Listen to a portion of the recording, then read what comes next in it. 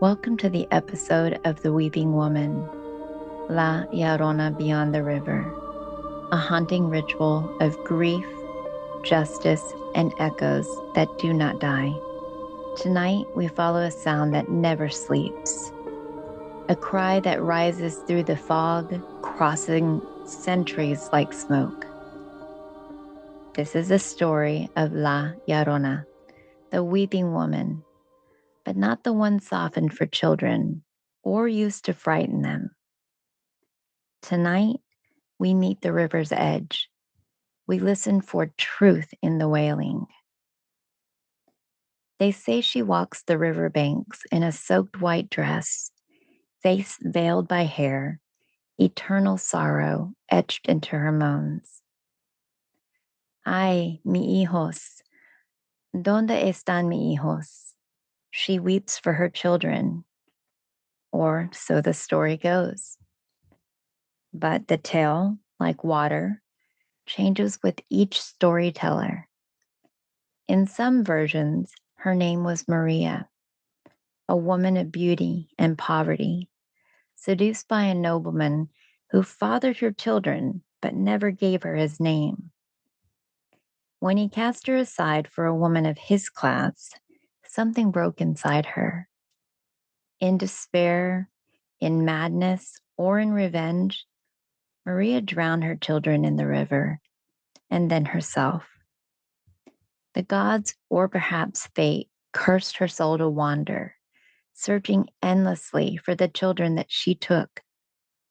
She is both victim and villain, a mother undone, a ghost bound by grief, a warning, a wound. But who was she really? Was La Llorona a woman failed by the systems around her? A symbol of colonization's legacy? Of womanhood twisted under the patriarchal judgment?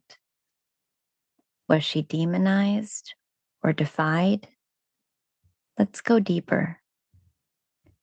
Long before she was called La Llorona, echoes of her cry were already drifting through Mesoamerican legend. The Aztecs told of Cihuacuat, the serpent woman, goddess of motherhood and childbirth, who was said to appear weeping in the night before the Spanish conquest, a divine omen of doom.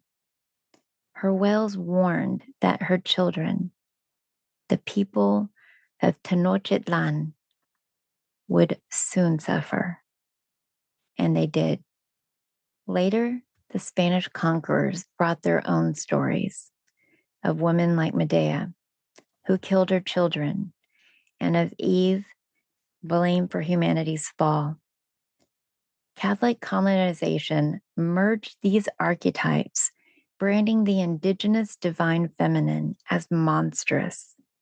La Llorona became the perfect ghost. Feminine pain punished, indigenous power suppressed, and a motherly sorrow weaponized.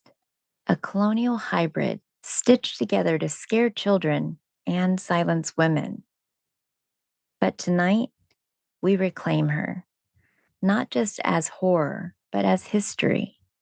La Llorona is more than folklore. She is a spirit form, still invoked in dreams, river rituals, and ancestral rites. She walks where injustice festers. She mourns where children go missing. She lingers in places of violence, both mythic and modern. Some witches and curanderas work with her spirit as a patron of mourning mothers, a protector of lost souls, and a shadow mirror for grief. Her cry is a liminal sound, one that cracks the boundary between the living and the dead.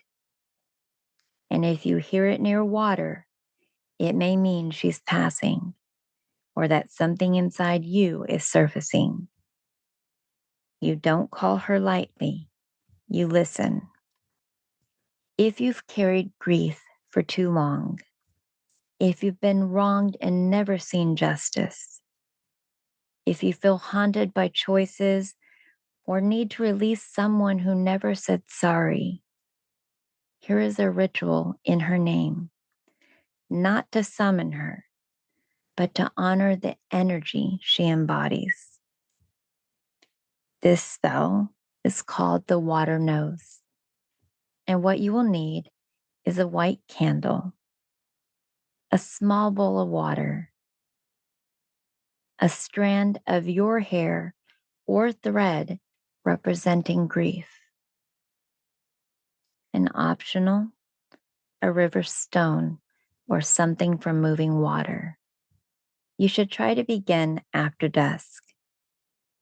You will sit before the bowl and the candle and say, Spirit who weeps, woman beyond the veil, witness my truth. I bring no fear. I offer this grief, this wound that I've carried. Let the water remember what I must release. Light the candle, drop the hair or thread into the bowl, and watch it float, sink, or spiral. Speak aloud what you're letting go. When you are done, snuff the candle. Pour the water out beneath the tree or into the flowing water. You may dream of her that night, and if you do, thank her. Let's sit in silence with what she teaches. Here are some journal prompts that may help guide you. What grief have you buried that still wails in your dreams? Who taught you that feminine sorrow was dangerous or shameful? Have you ever felt like a ghost in your own life? How can you honor the power of the weeping woman within you without fear? These questions are not soft. They are not safe, but neither is the river. La Llorona walks still, not only in shadowy alleys or riversides, but in the parts of us that ache to be heard. In her sorrow, there is power. In her cry, there is memory. May we still listen. May we listen well. This has been Luna Beyond the Veil. If you were moved by tonight's ritual, share it with another seeker. And remember, some truths don't whisper, they weep. Until next time, thank you.